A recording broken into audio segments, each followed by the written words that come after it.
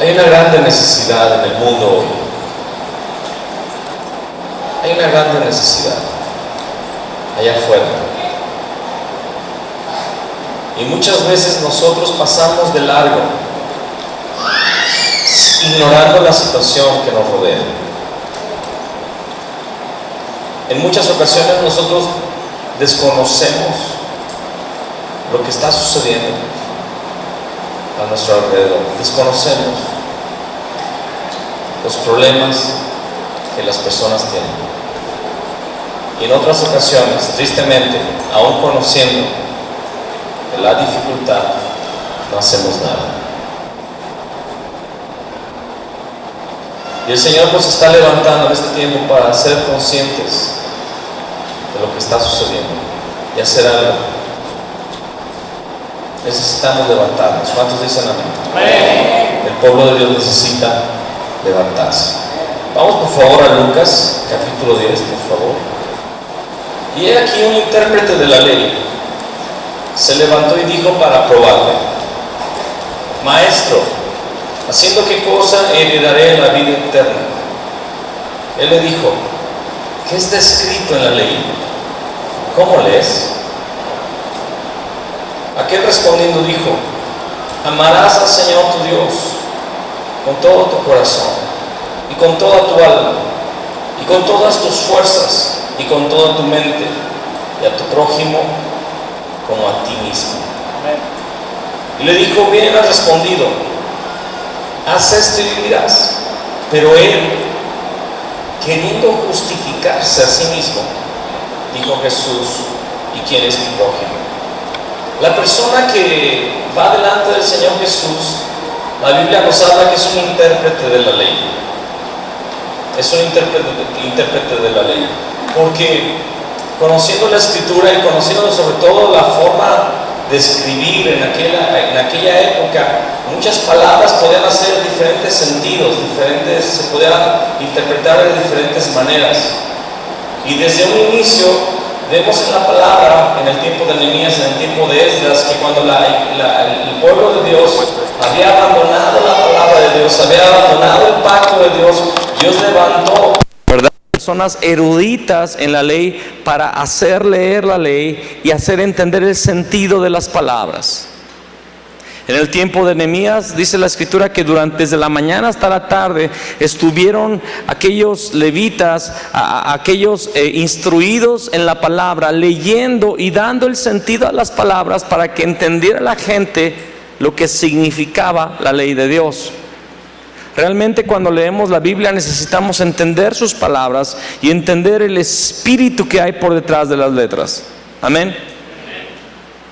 Y aquí está un intérprete de la ley, alguien que su oficio, que su llamado, que su vocación es entender la ley de Dios y explicarla y darla a conocer al pueblo de Dios.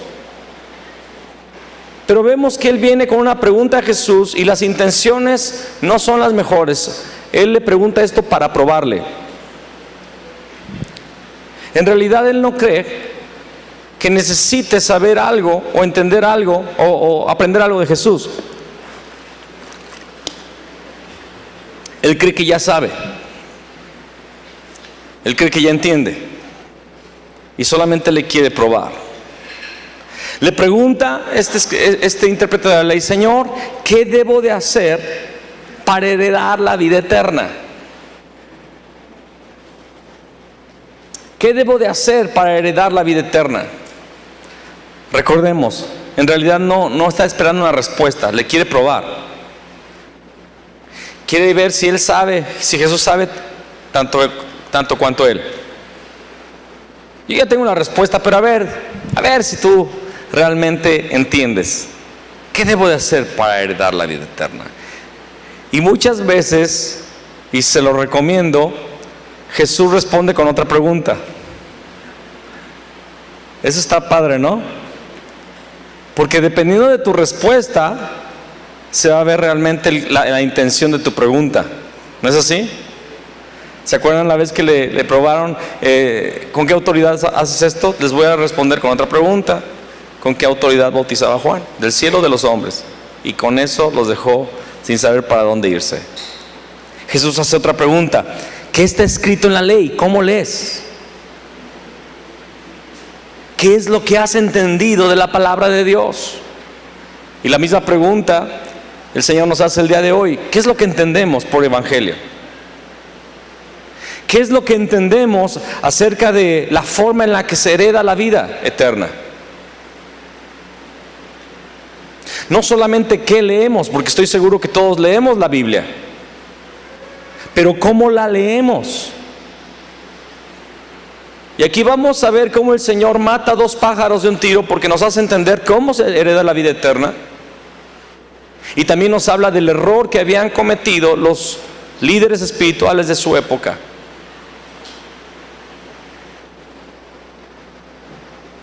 ¿Qué está escrito en la ley? ¿Cómo lees?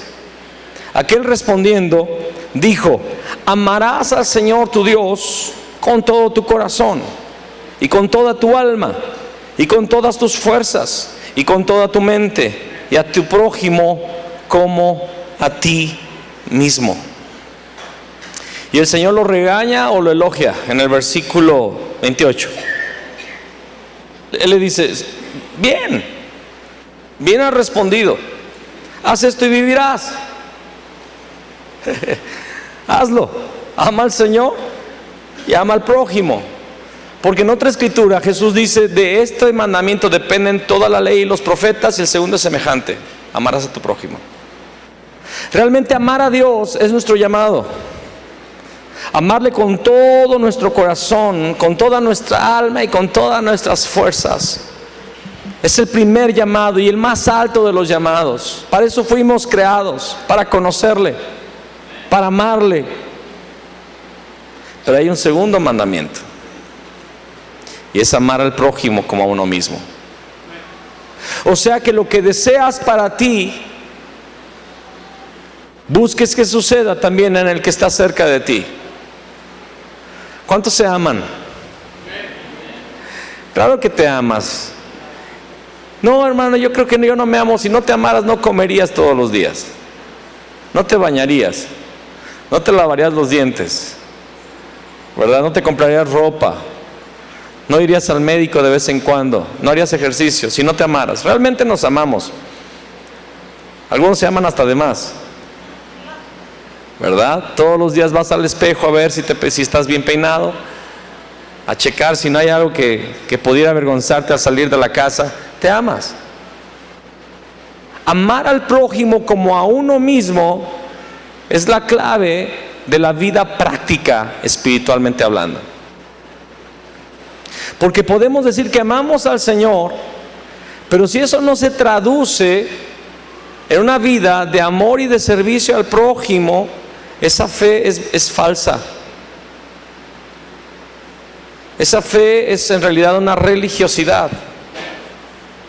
Y fíjate lo que sigue argumentando aquí el intérprete de la ley en el versículo 29. Dice allí: pero él, queriendo justificarse a sí mismo, dijo a Jesús: ¿y quién es mi prójimo?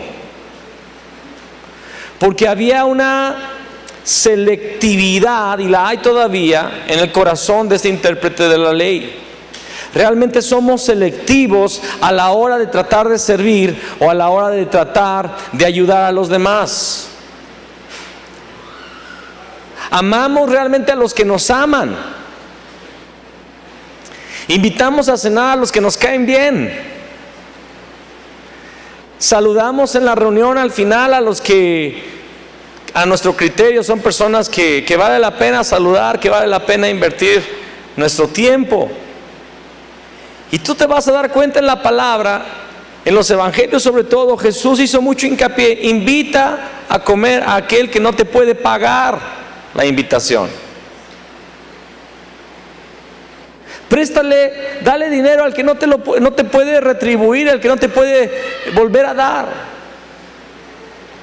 para que hagas tesoros en la tierra, en los cielos. Porque si ayudas al que te puede ayudar, si invitas al que te puede invitar nuevamente, si le das a aquel que te puede retribuir nuevamente, ¿qué diferencia hay entre ti, que dices que eres hijo de Dios, y los gentiles? Los gentiles hacen eso. ¿No hace eso el mundo, quedar bien con aquellos con los cuales puedo sacarle después un favor? A la gente importante, a la gente prominente le llueven pasteles, le llueven regalos, les llueven detallitos y recuerditos de las vacaciones a donde fueron. A la gente que nos puede hacer un favor, a la gente que tiene dinero, a la gente pudiente, siempre le llueven los regalos, los elogios, las invitaciones. Pero ¿y los pobres? Los necesitados, los que están con problemas, ellos están marginados. Ellos están de lado en nuestras opciones. Y este hombre se quiere justificar: ¿quién es mi prójimo? Y es como si a Jesús le hubieran puesto la pelota enfrente para meter gol. Dice: ok, ya me enfadaste, quieres saber realmente lo que es el evangelio. Y mira lo que dice Jesús. Respondiendo Jesús dijo: un hombre descendía de Jerusalén a Jericó y cayó en mano de ladrones, los cuales le despojaron e hiriéndole se fueron, dejándole medio muerto. Aconteció que descendió un sacerdote por aquel camino y viéndole pasó de largo. Asimismo un levita, llegando cerca de aquel lugar y viéndole, pasó de largo. Pero un samaritano que iba de camino vino cerca de él y viéndole fue movido a misericordia.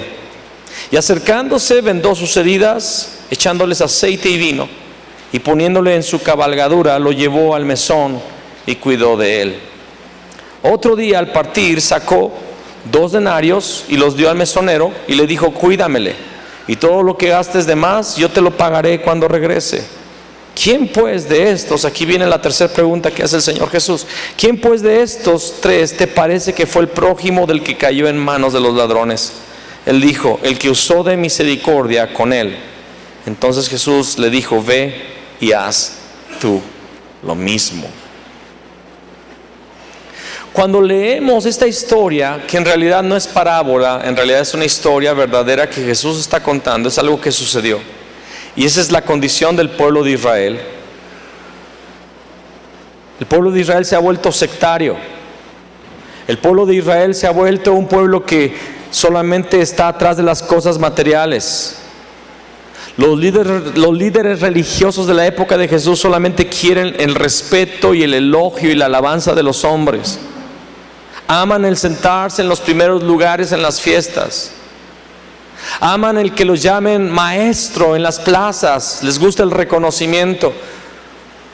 Cuando hacen una oración tocan trompeta para que todos vean su oración, escuchen su oración y vean qué espirituales son. Los religiosos de la época de Jesús tienen un concepto de sí mismos muy elevado. De hecho, ha caído en el orgullo su concepto, en la soberbia. Se consideran buenos, se consideran santos, se consideran justos, consideran que son los dueños de la verdad.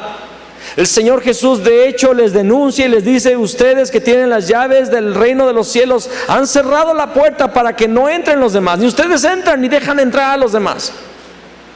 Recorren cielo, mar y tierra para ser un prosélito, y cuando lo consiguen encontrar lo hacen 2 veces más hijos del diablo que ustedes mismos. Y imponen cargas religiosas que ustedes mismos no están dispuestos a mover siquiera con un dedo.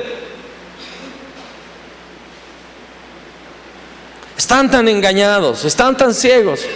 Y es triste porque la ceguera espiritual es algo que siempre está al acecho de nuestras vidas. Tenemos que estar vigilando la razón de lo que hacemos, la circunstancia de nuestro corazón día a día, mis amados hermanos.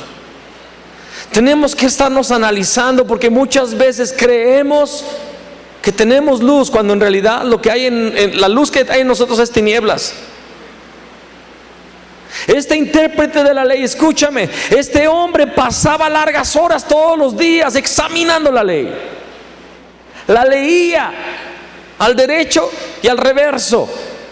La conocía citas, conocía porciones, conocía exactamente la forma de leerse y de entenderse, pero no entendía realmente los secretos del reino de los cielos. Era ciego y guía de ciegos.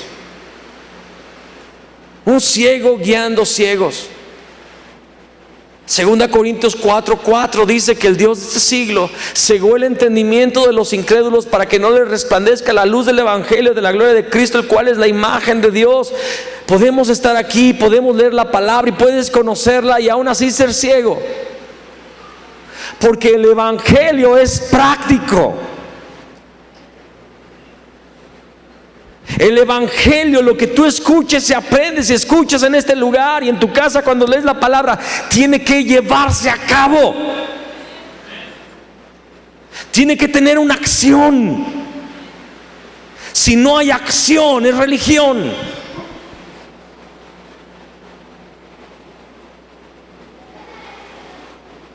Y Jesús dice, había un hombre, dice, que descendió de Jerusalén a Jericó. ¿Quiénes eran los habitantes de Jerusalén que podían ir a Jericó? Está hablando de un judío, una persona del pacto de Abraham, un hijo del pacto, pueblo de Dios.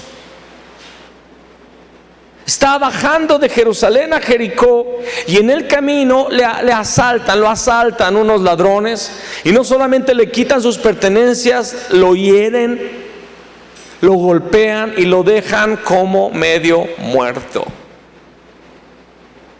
Está ahí tirado junto al camino, todo golpeado, y tal vez le metieron una cuchillada, ¿verdad? Le hirieron, y si sigue allí, él va a morir. Necesita de ayuda, pero él no puede moverse. Él necesita la suerte de que alguien pase cerca de él en ese camino, no sé a qué hora, ¿verdad? Este hombre que está ahí medio muerto, él sabe que va a morir y está esperando un golpe de suerte, que alguien vaya a pasar por ahí. ¿Y quién pasa? ¿Quién viene pasando por ahí? Un sacerdote. ¡Qué suerte! Un hombre de Dios, el pastor de la iglesia, está allí pasando por ahí.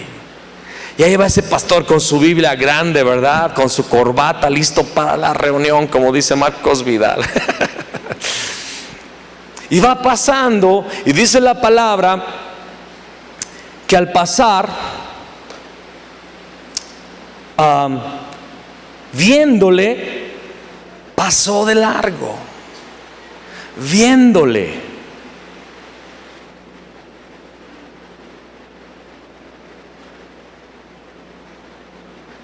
A veces hay gente a nuestro alrededor que nosotros vemos cómo están y pasamos de largo.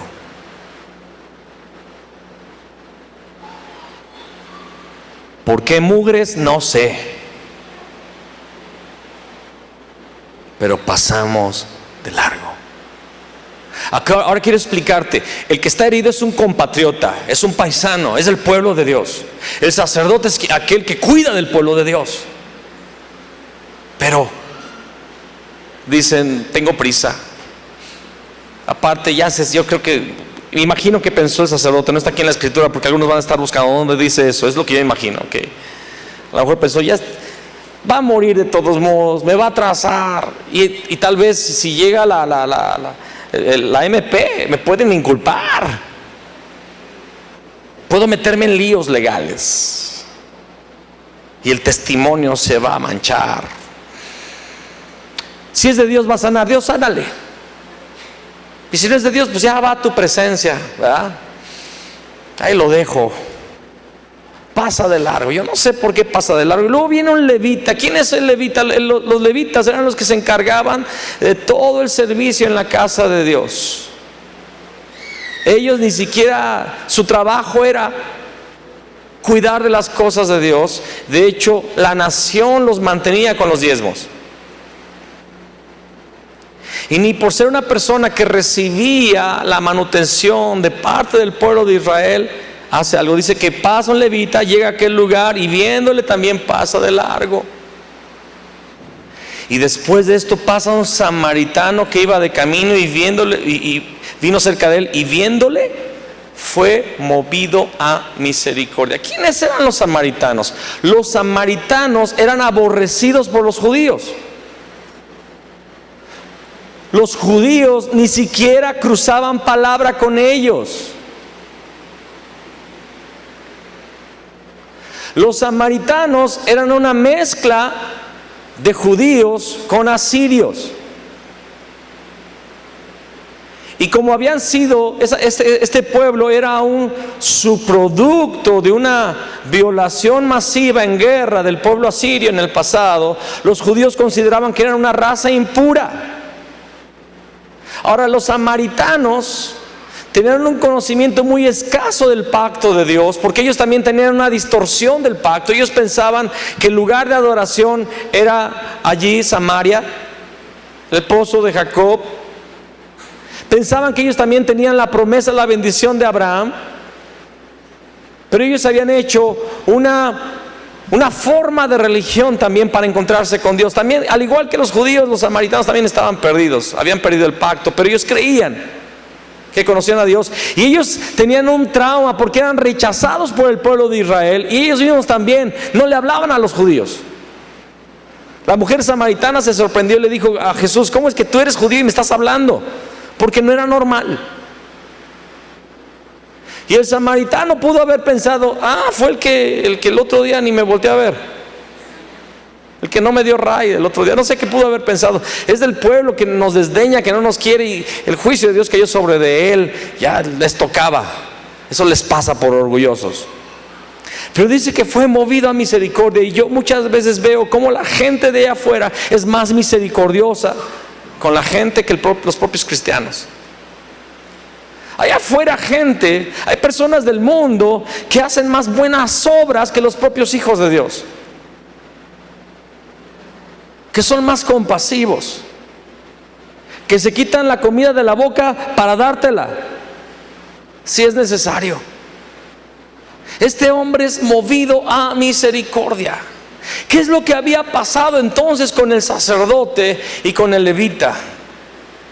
Lo que les había pasado a estas dos figuras es lo mismo que le había pasado al intérprete de la ley, y es lo mismo que le puede pasar al pueblo de Dios, que puede volver el mensaje del evangelio subjetivo, que puede pensar que lo más importante solamente es mi relación con Dios, mi santidad, ser justo, no ser un pecador, ¿verdad? No hacer obras de pecado, ir a la iglesia, conocer más la Biblia, ir a la reunión, cepillarme los dientes todos los domingos para decirle al hermano: Dios le bendiga, con aquella sonrisa blanca, ¿verdad? Bien perfumado, alabar a Dios y gozarme, participar de los talentos ahí de la iglesia, un día llevar el talento para Tirano, que va a ser en noviembre, ¿verdad?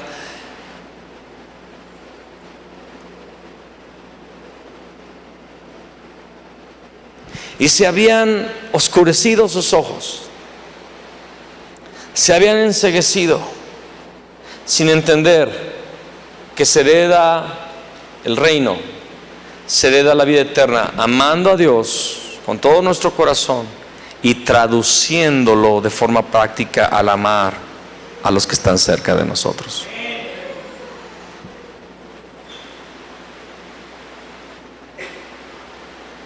Ahora, no estoy hablando solamente de hacer buenas obras, que es importante.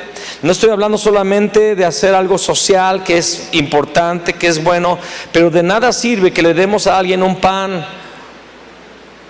o un plato de comida, o que le regalemos a alguien ropa, o que le paguemos una despensa, o que lo llevemos al doctor, a alguien que está enfermo, para ayudarle. Eso es bueno, hay que hacerlo, es importante, pero eso no te da la salvación eterna. Lo que la gente más necesita es el evangelio. La gente, al igual que este hombre, está herida de forma mortal. Está golpeada por Satanás. Son esclavos del pecado. Juan 10:10 dice que Satanás vino para robar, matar, robar y destruir. El mundo, las personas afuera están en este estado, están tirados junto al camino, están heridos, golpeados de muerte y necesitan el Evangelio. Pero no les damos el Evangelio. No les damos el Evangelio. Sencillamente hemos decidido pasar de largo. Hemos decidido pasar de largo. Y esto debe cambiar.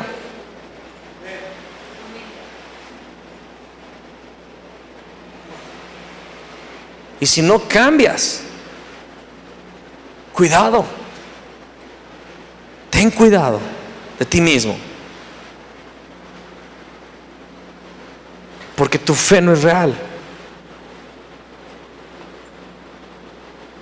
Lo que crees que hay en ti, crees que es luz, son tinieblas, es religiosidad.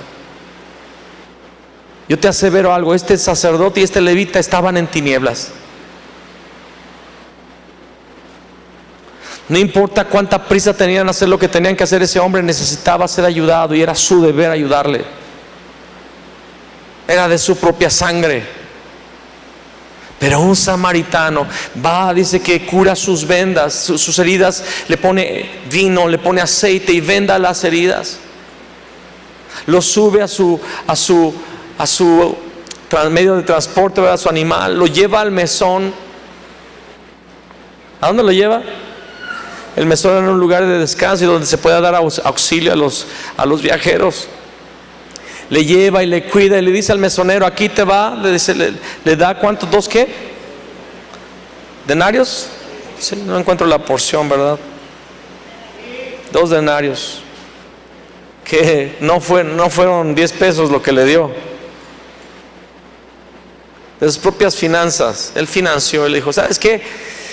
Yo ya le hice lo que tenía que hacer ahorita, pero yo me tengo que ir. Tengo que hacer algunas cosas, pero aquí te pago todo lo que necesite, comida, algo más, un doctor. Y si tiene más gastos, si se acaba lo que te di, apúntale, porque yo era un lugar que él frecuentaba. Cuando yo regrese, te lo voy a pagar. Te lo voy a pagar. Cuídalo, cuídamelo. Ese mesón para mí es un tipo de la iglesia, del ministerio. Lo primero que debemos de hacer es curar sus heridas, y esto se hace solamente a través del Evangelio. Mira, Jesús es el Cristo, tú estás como estás porque tu rey es Satanás, estás atado al pecado, estás separado de Dios. Yo te quiero ayudar y te puedo ayudar con el Evangelio.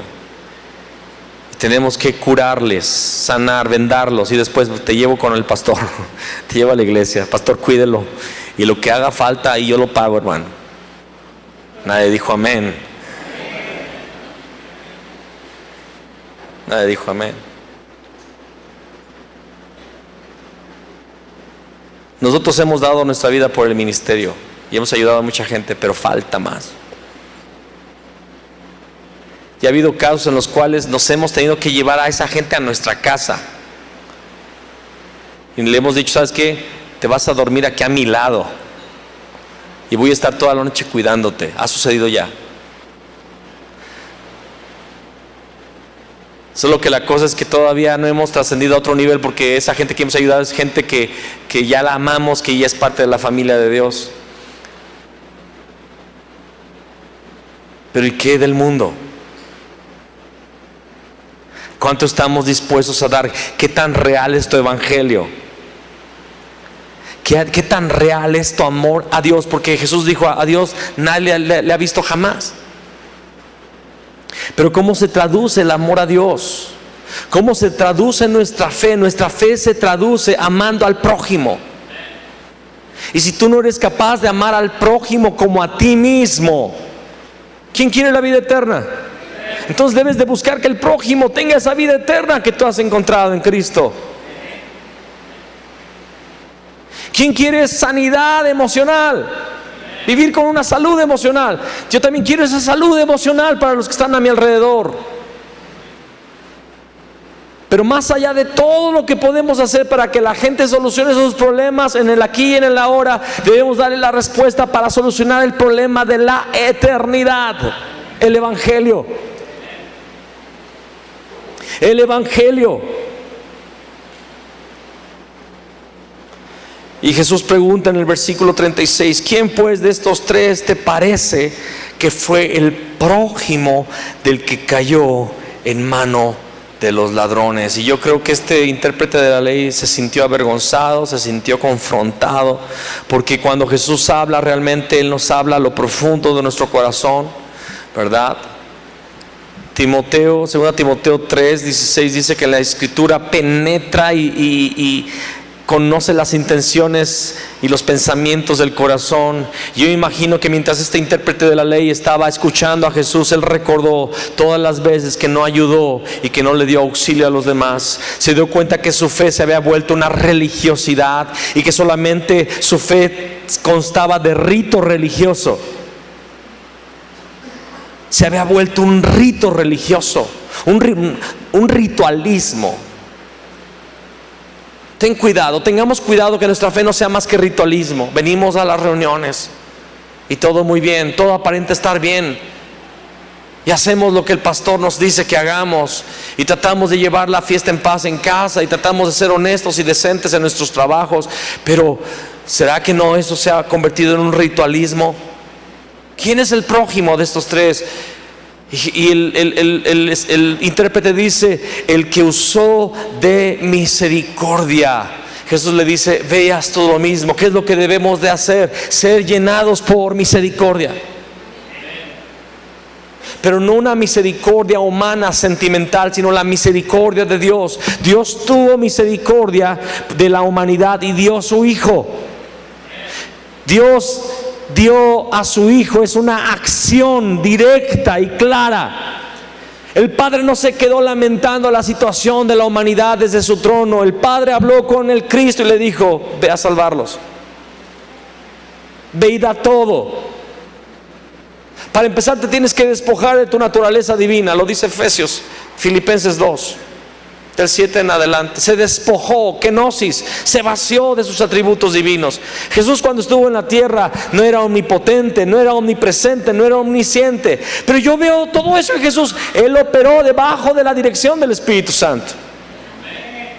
Pero ¿te acuerdas la vez que iba caminando y le apretujaba a la gente, y una mujer que tenía un flujo de sangre ahí le toca la vestidura y es sanada? Y Jesús voltea y dice: ¿quién me tocó?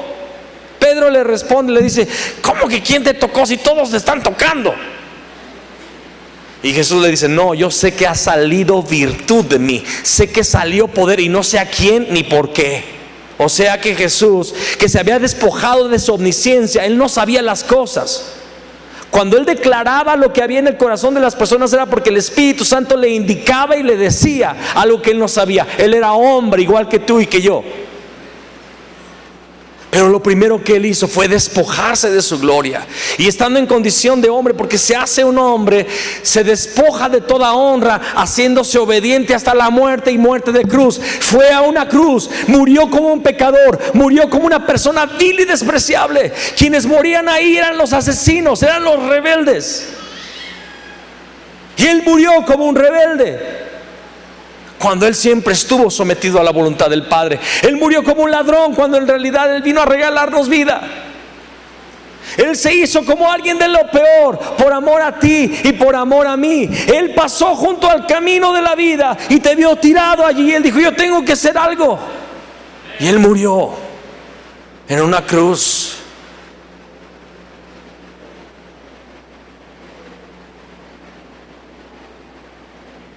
Y le dijo a sus discípulos, una vez resucitado: enséñenles a guardar todas las cosas que yo les he mandado.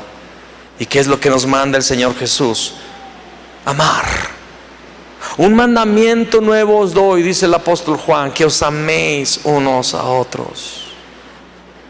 Que os améis. Pero un amor desinteresado, amor ágape, un amor en el cual yo doy sin esperar recibir nada a cambio. Aún estoy listo si recibo algo contrario a lo que yo di. Ese es el amor ágape. Fue el amor que Jesús le preguntó a Pedro: ¿me amas? Ahí en Juan capítulo 21. Pedro, ¿me amas? Pedro, ágape, hay ágape hacia mí. Señor, tú sabes que fileo. O sea, yo no te amo con amor ágape. Yo te traicioné, yo te negué. Te amo como un amigo, pero realmente no te amo con el amor ágape. Pedro, me amas 2 veces. Señor, tú sabes que fileo. Apacienta mis corderos. Pedro, ágape, Señor. Pedro, fileo, le dice en la 3ª ocasión Jesús. Bueno, como un amigo por lo menos me amas. Señor, sabes que fileo, sabes que te amo. Y Jesús le dice: ¿sabes qué, Pedro? Va a llegar un día en el cual vas a ser viejo y vas a ser ceñido. Te van a vestir, vas a estar muy viejito, ni te vas a poder vestir ya, y te van a llevar a un lugar al que no quieres. Estaba hablando de su muerte. Pedro, un día vas a llegar a darlo todo por mí. Hoy tú me amas con un amor fileo. Hoy tú me amas con un amor raso. Tu amor hacia mí se trata solamente en amarme si yo te bendigo todavía.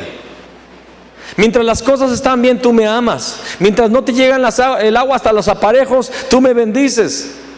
Tú estás conmigo, pero cuando viene el momento de la prueba, tú huyes y me niegas. Yo lo entiendo, Pedro, pero yo sé que tu vida va a ser cambiada y un día lo vas a llegar a dar todo por el evangelio.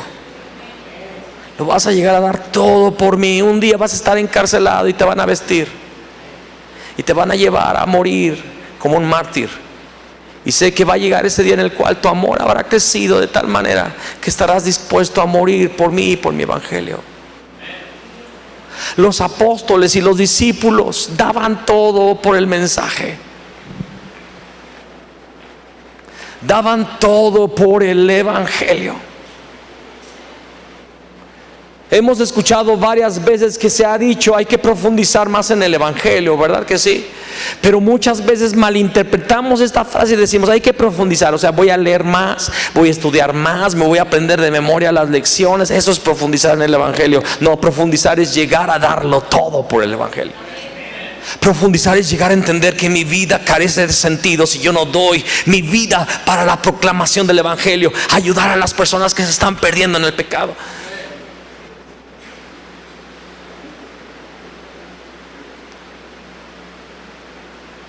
Apacienta mi rebaño, Pedro. Cuida de mi grey. Y después, muchos años después, Pedro escribe: apacentad la grey de Dios.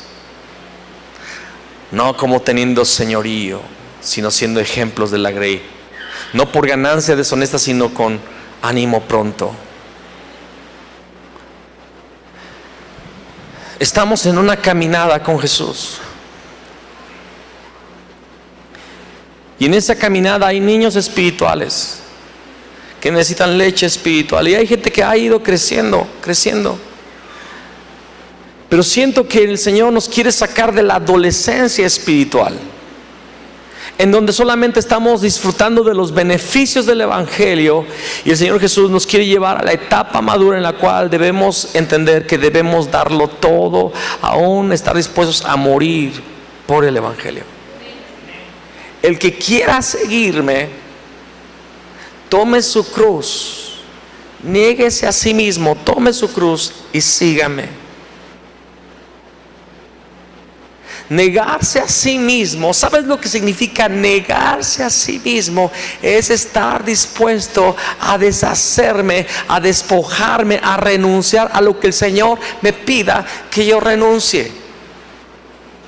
Y muchas veces muchos pueden llegar a malinterpretar pensando que estamos hablando de pecado. No solo el pecado, eso es básico.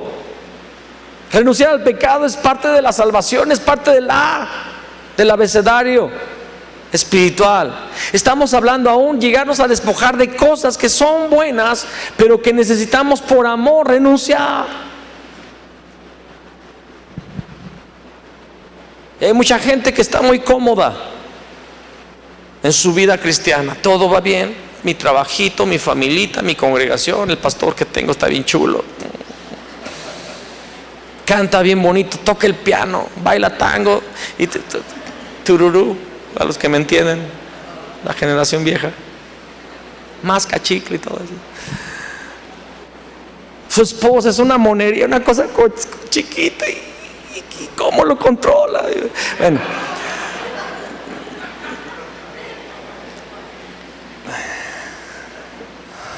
Pero ¿y qué si el Señor te llama a dejarlo todo? El joven rico, Señor, corrió y se postró a sus pies. Señor, ¿qué debo de hacer para...? Todos tenían la misma pregunta. ¿Qué debo de hacer para heredar la vida eterna? Todos con la misma pregunta. Y Jesús con la misma respuesta: déjalo todo. Y todos, ay caray, gracias por la respuesta, ahí nos vemos. Vende todo lo que tienes, porque le dijo, ¿cuáles son los mandamientos? Todo, haz esto, todos los he guardado desde mi juventud. O sea, la religión estaba re bien. La religión estaba re buena, eran buenos para la religión. Ok, entonces una cosa te falta. Vende todo lo que tienes, dalo a los pobres, amor al prójimo. Otra vez, amor al prójimo, y sígueme. Se fue triste porque tenía muchas posesiones. Curiosamente, la palabra dice que por el fruto se conocen ¿qué? El árbol, ¿verdad? Muchos de nosotros no saben. Yo soy muy malo para saber qué tipo de árbol es cualquier árbol. Si tú me dices, si me muestras un árbol que no tenga fruto, yo no sé qué árbol es. A la hora que salen los frutos digo, pues es una higuera, tiene higos. Es un manzano, tiene manzanas. Es un nogal. Pasamos por Ciudad Juárez, ¿verdad? Y vimos nogales sin nueces. Para mí ese nogal para mí era un árbol desconocido. Pero en el momento que le veo las nuecesitas, son nueces. El árbol se conoce por sus frutos. ¿Cuál fue el fruto de la iglesia primitiva? No solo predicaban el evangelio, daban todo. Vendían sus propiedades y daban a los necesitados. Si nadie, dice, tenía necesidad, Bernabé vendió su propiedad y la dio a los pies de los apóstoles. Lo daban todo por el evangelio. Cuando, eso está en Gálatas, cuando Pablo, que era Saulo, pero que sube a Jerusalén y se encuentra con Jacobo, Pedro y Juan, les expone la palabra que Dios le ha dado para los gentiles. ¿Y qué es lo que le encomiendan los apóstoles? Ok, predica el evangelio, pero cuida de los pobres, lo cual con solicitud hicimos, dice Pablo, el amor al prójimo. En Hechos 7 te das cuenta que hay un problema con la distribución de la ayuda a las viudas. ¿Y qué hacen los apóstoles? Levantan a 7 diáconos para que cuiden de las mesas de las viudas que habían sido desatendidas, las viudas griegas. Y vemos quiénes se levantan, 7 diáconos, entre ellos estaba Esteban, hombre lleno del Espíritu Santo. Dar la vida por los demás. Daban la vida. Su fruto era un mensaje práctico del evangelio. Pablo lo vemos levantando ofrendas continuamente, pero no eran para él, eran para los necesitados en Jerusalén.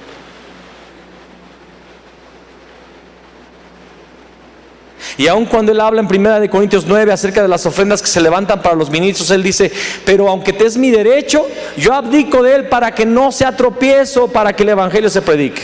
Estas manos me han servido para sostenerme a mí y a los que me acompañan. El evangelio debe de ser lo que define tu vida. ¿Y qué es el evangelio? Buenas noticias a los que están perdidos. Jesús es el Cristo. Jesús es el Cristo. Dice Hechos 5:42, y todos los días en el templo y por las casas no cesaban de enseñar y de predicar que Jesús era el Cristo. Fueron movidos a la predicación del evangelio. ¿Qué significa esto?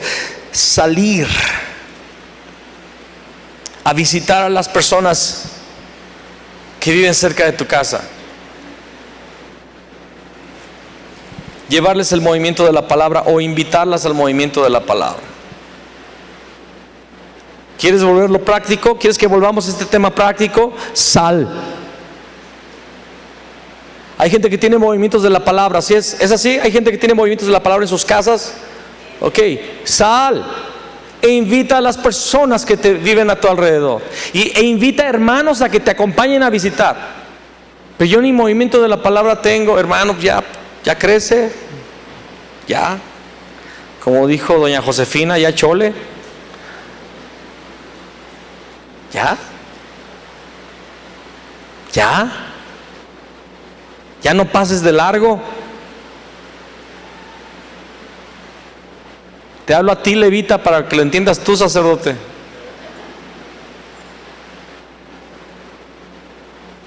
Dice la palabra allí creo que no lo apunté, no, si está ahí, Hechos 16. Dice en el versículo 6: y atravesando Frigia y la provincia de Galacia, les fue prohibido por el Espíritu Santo hablar la palabra en Asia. Aquí está Pablo con su equipo buscando predicar el evangelio a naciones inconversas, naciones gentiles, que ellos escuchen del Cristo.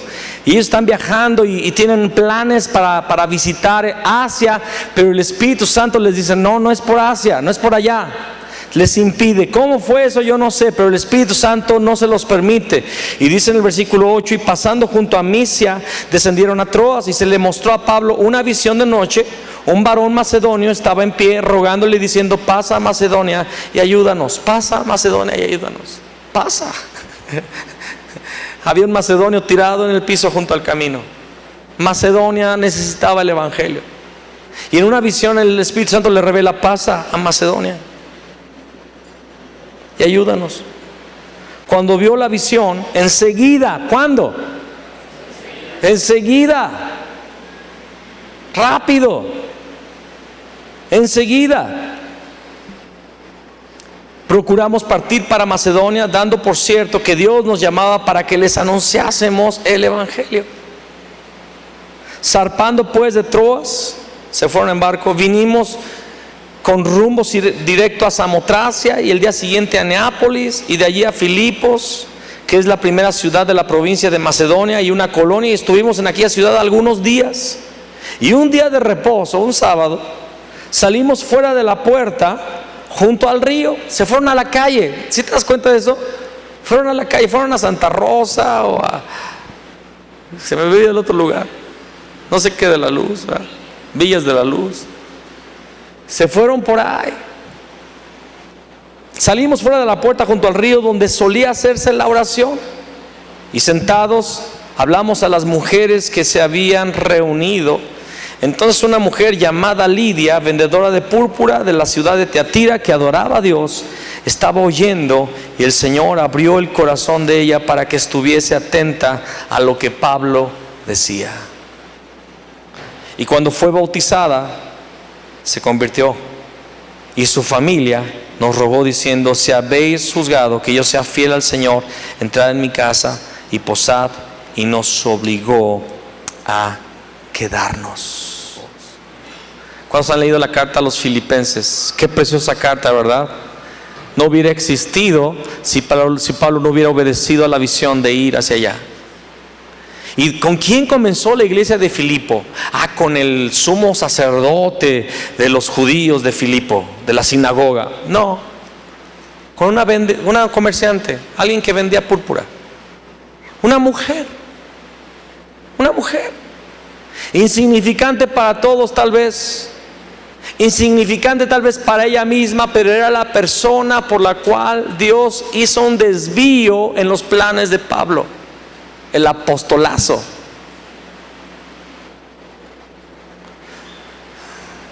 Una mujer llamada Lidia. Dios puso en el corazón de mi madre visitar a Paseo el Alto y ir con un pastor que ella medio conocía, y le compartió del evangelio la semana pasada. Y platicando allí con este pastor, me dice: yo conozco a su mamá de tiempo atrás, pero nuestro contacto no era muy grande, no nos conocíamos así mucho, pero tuvimos contacto en alguna que otra ocasión. Pero la semana pasada que vino, nada más estaba así rodeándome y tratándome de hablar que del evangelio, y vi que me estaba testificando. Dije: a ver, ¿qué se trae, hermana Anita? ¿Qué es lo que quieres? Ya dígame, pues, me está tratando de evangelizar.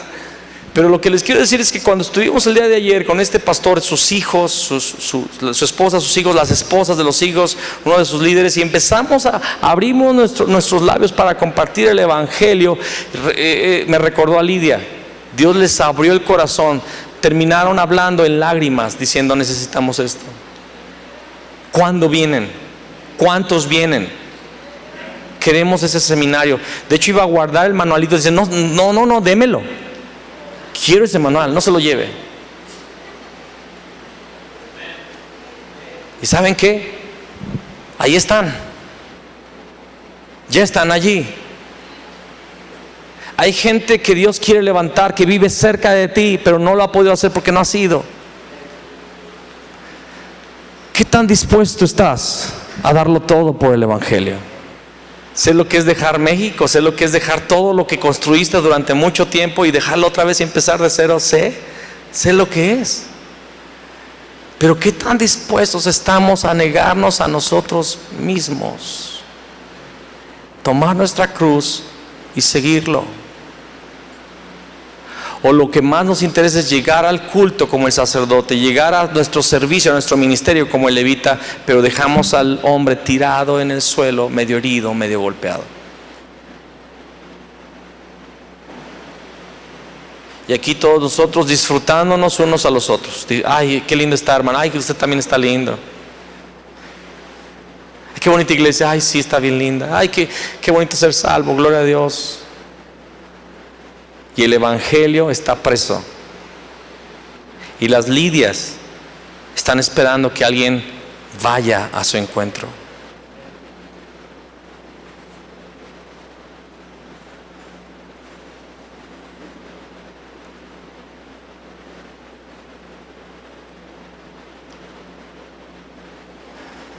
¿Cómo lees? ¿Qué dice la ley? ¿Cómo lees? ¿Qué es lo que entiendes? ¿Qué es lo que entiendes por evangelio?